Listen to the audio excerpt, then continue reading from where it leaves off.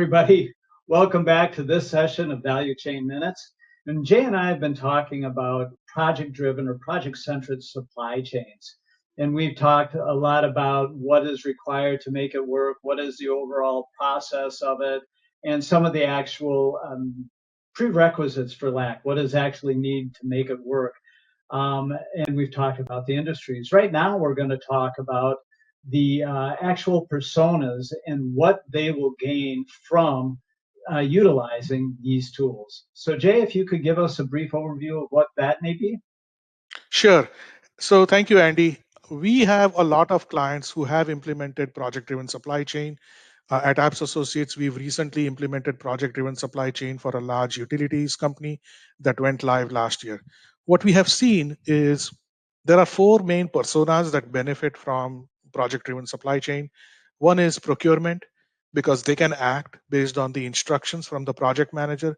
They can make sure that they are buying material for the right project, and each project is has enough sufficient material to finish that project.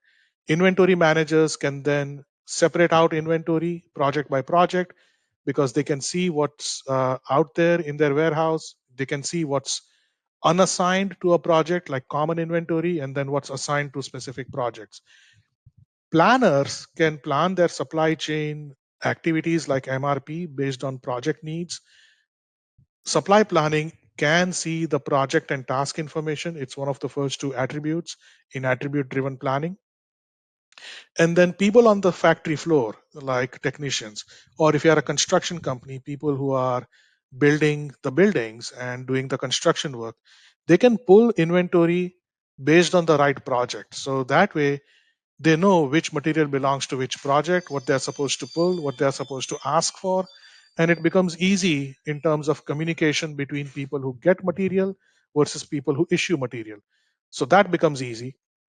Now, sometimes what happens is technicians come and they want to borrow inventory from somebody else's project, and that's fine. Oracle allows you to do that.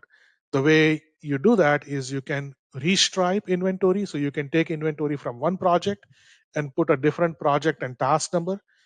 That's called a project transfer transaction, which is also an inventory transaction, which also flows to both the projects module as well as cost accounting module. All of that is pre-integrated in Oracle, and everything talks to each other, right? You can also take inventory from common. So if there is loose inventory that's not assigned to any project, you can give it to a project, or you can take inventory from a project. If that project is over, the project has surplus inventory, no one wants to use it, you can take it and bring it into common so that anyone else can take that inventory. A lot of these transactions are things that happen every day, but without project driven supply chain, you are basically looking at a big pile of inventory without any ability to separate them out project by project. So it's not just operational. We can talk about financial angle too in our next segment. All right. So thank you, Jay, and we encourage people to jump into the next segment where we talk about the benefits for the finance team.